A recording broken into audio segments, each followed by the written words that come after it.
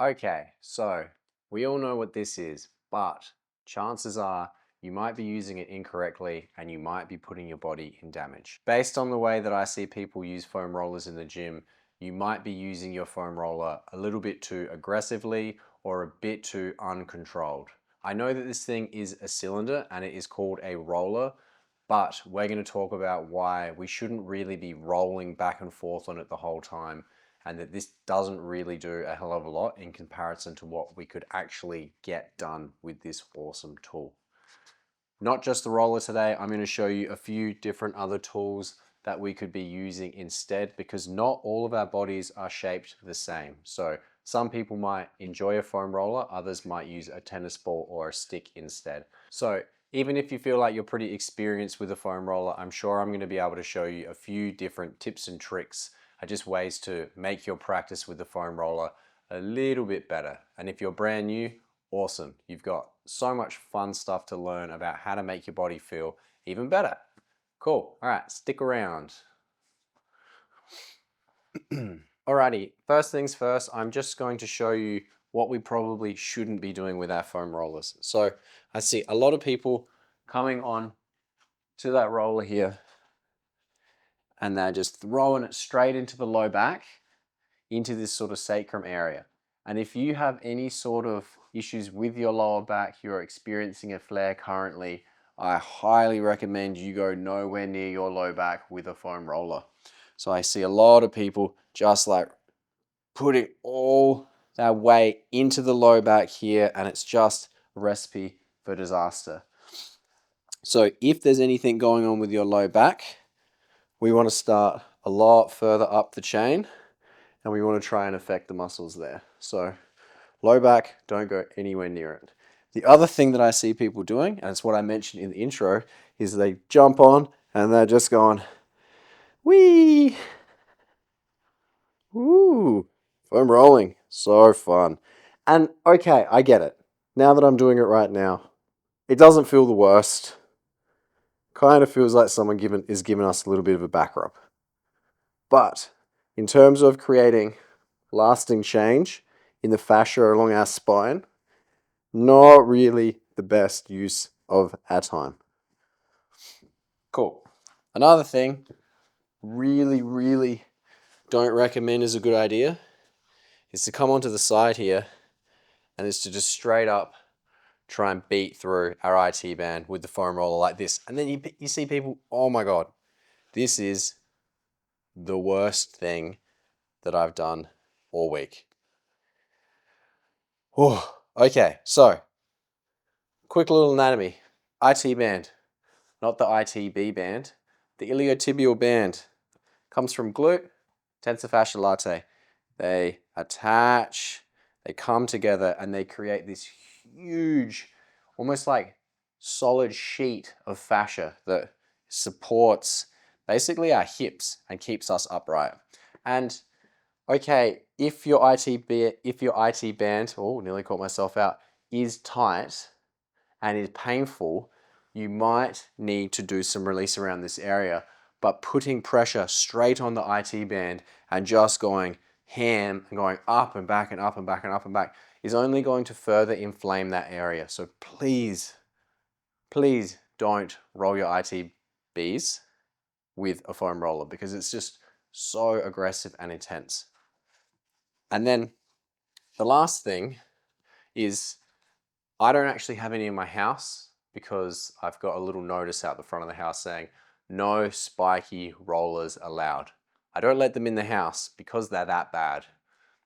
Okay, I'm a little bit biased, but for my body shape, a big spiky ribbed foam roller is just too intense for my nervous system. You might be different. You might be some sort of Zen Buddhist monk and you might be able to withstand all the pain in the world. But for me, this is just going to be enough. So if you have a spiky roller at home, please be really careful, especially when you're rolling along your spine, because those big ribs, they could, not go where you want them to go. And that could kind of cause a bit more of a problem than you're already in now. All right. Now that all that's out of the way, we're going to learn how to actually use the roller properly. Sweet. So when we're going to come onto our spine with the foam roller, we want to avoid the low back area and we want to come on nice and slowly. And if we have any issues with our neck, we want to put our hands behind our head and we want to support our neck because we don't want to end up hurting our neck while we're trying to move back onto here. And so anytime we're trying to affect the muscles or the fascia in our body, we need to take a good amount of time. We can't just lean on a foam roller for 10 seconds, get on up and expect that to be all done. Anytime we want to affect the fascia, we need to spend at least about 90 seconds in that position, deep breathing for the fascia to then think about moving and remodeling a little bit. So here I haven't even really done too much. I'm starting to feel a little bit of freedom happening here. And because I'm yapping so much, I'm not concentrating as much as I should be on my breathing. So we can come into this position here. I'm at my kind of my low ribs. I can feel decent amount of tightness on the left and the right. And then from here in through my nose, big breath in, into the back ribs. Hold a little bit. As we come out, you can kind of feel these muscles relaxing a little bit. Another big breath in. Hold and out. Cool. And as you can already see there, just 2 intentional breaths and I've already managed to get further and further down this area here. So what we can do is we can spend a little bit of time there, do a bit of breathing, roll up maybe 2 or 3 centimeters, and then we can change our position and do that same thing again with the breathing. Support the neck if we need.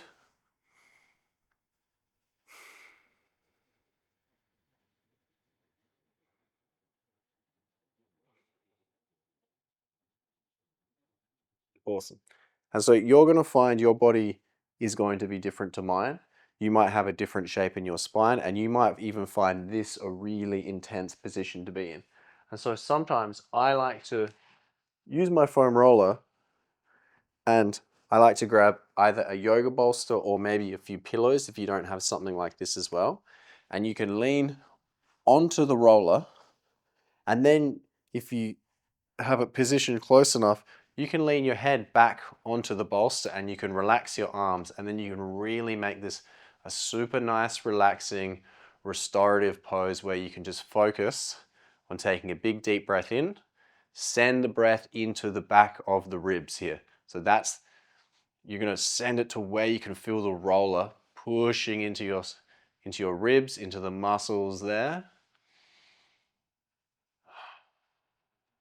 As you breathe out, you can soften further into the roller. It's like, imagine you're just like melting your body over the roller every single time you take a breath in and out. Another good thing I like to tell my clients and talk to them about when we're using things as rollers or sticks or little myofascial release tools is imagine someone giving you a trigger point massage.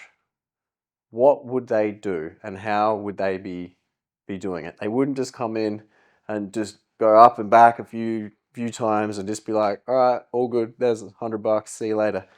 So we're going to be doing exactly the same thing. So in terms of different areas that we want to use our foam roller, I like the back, good. Across the spine this way, very, very good. You can do a bit of work on hamstrings. That works okay. You have to find, you're going to find some spots probably closer to the hips. And you can go a little bit side to side to find those. So right now I'm just exploring. So same sort of thing. When I'm massaging someone, I'm exploring around their body. I find an area that I like and then I put pressure in. Hopefully they're breathing while I'm doing so. Feel the muscles release, and then we slide a little bit further down. Cool. So hamstrings are good. You can get calves a little bit. You might need to put your other leg on top of the calf to get a good enough amount of weight on there. And then same sort of thing. I don't want to see too much of this going on. Oh, that hurts. Slowly find your point. And then chill. And as you can see, I've just done a little release in my calf. And because I think it's the superficial backline, the fascial backline, it goes all the way from the base of our foot all the way to the top of our head. When I release in my calf, I'm then able to sit further forward. It's almost like I feel this freedom come all the way up into my hips, and then I suddenly have this further range. So some people think they have really tight hamstrings. Sometimes it's actually their calves. So calves are really good. We're not going to talk about it today, but you can do a little bit in the belly. Arms, the biceps is quite a good one. We can get ourselves down in here. Find that position. Close to the elbow, generally pretty good. You can lay yourself all the way on the ground. I'm not going to do that because you'll hear a bunch of muffling from my mic. Oh yeah, there we go. And sit and breathe. All right, those are just a few fun spots that we can hit with the foam roller. If your body doesn't work that well with the foam roller because of the diameter, like mine, what I like to do is use something a bit of a smaller diameter. So I've got this piece of dowel here. You could use a water bottle or like a rolling pin, or even if you had a broom in your house, the broom would be a bit more narrow, but it would still work quite well. So before, I was calling everyone out for rolling their IT bands with a foam roller. A much better way to do it is to use a stick. And we're not going to roll up and down. We're just going to find a little trigger point, and it might not even be in the IT band. It's probably going to be in like this lateral quad muscle, and then we can find it, relax, enjoy this sensation. Beautiful. If at any point it feels too intense that you have to stop breathing, you're holding your breath, then you need to pull out. You need to roll off a little bit. You need to go to a different section because your nervous system is locking up and you're not going to get anywhere. So we always want to be able to maintain comfortable breath, be able to have a conversation with someone. Cool. And so we can work all the way up and down this lateral quad, all the way up into the attachment here. There's a small little muscle called tensor fascia latae. It's a very cool sounding muscle. And there you're going to find tons of trigger points. Oh, and it just sucks. Everyone talks about no pain, no gain. Be gentle on yourself with this. You don't want to wake up the next day and feel like you've been absolutely tortured, because that isn't helpful. Maybe try a couple minutes on each muscle, get on up, walk around a little bit and see how you feel. Great. So stick works really good on these other spots that normally would feel quite tough. I see also a lot of people with the foam roller on their quads. And they're going, woo! Oh my God, that's bad. Up and down and up and down and up and down. There's a better way. Get the stick, find a spot, get nice and relaxed. There's going to be tons of different spots all through your quads because they are huge. Find that spot. Breathe. I find a lot of people associate feelings of anger with their quads. I couldn't tell you what that's about, but it is pretty fun when I'm massaging people and they want to punch me. I haven't been punched yet. Great. And then my last, well, it's not the last one. There's definitely more we can do with the stick, but I just want to try and keep this short. Last one is the foot. So instead of where's my tennis ball? Normally a tennis ball or a little object like this, you stick your foot on it, and then it kind of just like, it's tricky. It's spherical almost. He wants to jump out. He wants to go all over the shop. We get this stick. It's a beautiful width, nothing too crazy, and it's really easy for us to handle because it can only go forwards and backwards. It can't go side to side. And so we can work all the way through, oh my God, the outside of the foot here, all these muscles here. We can turn our foot inwards and get into this plantar fascia in this inside bit here. If you're currently experiencing plantar fasciitis, please go very, very gentle. Look after yourself. We can go all the way in here.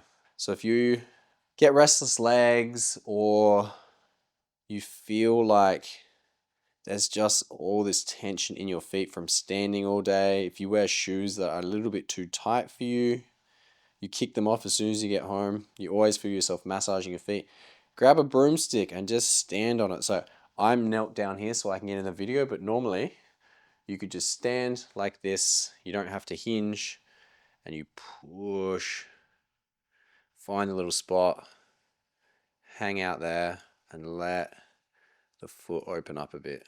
That video was a lot longer than I thought it was going to be, but there are so many awesome things that we can do with our foam roller when we use it correctly. And it doesn't just have to be the foam roller. Experiment with some different things that you have in your house. Water bottles are good. Make sure they're not made of glass, please, thank you. Sticks are the best. Bunnings has them, I would imagine they're made of wood. Bunnings has everything made of wood. So yeah, just be very careful when you're using your foam roller. Don't go too aggressive in any of those movements, but just treat it as if there was a therapist looking at you and trying to treat you. You need to almost become your own therapist with this, and you need to experiment. You need to be curious.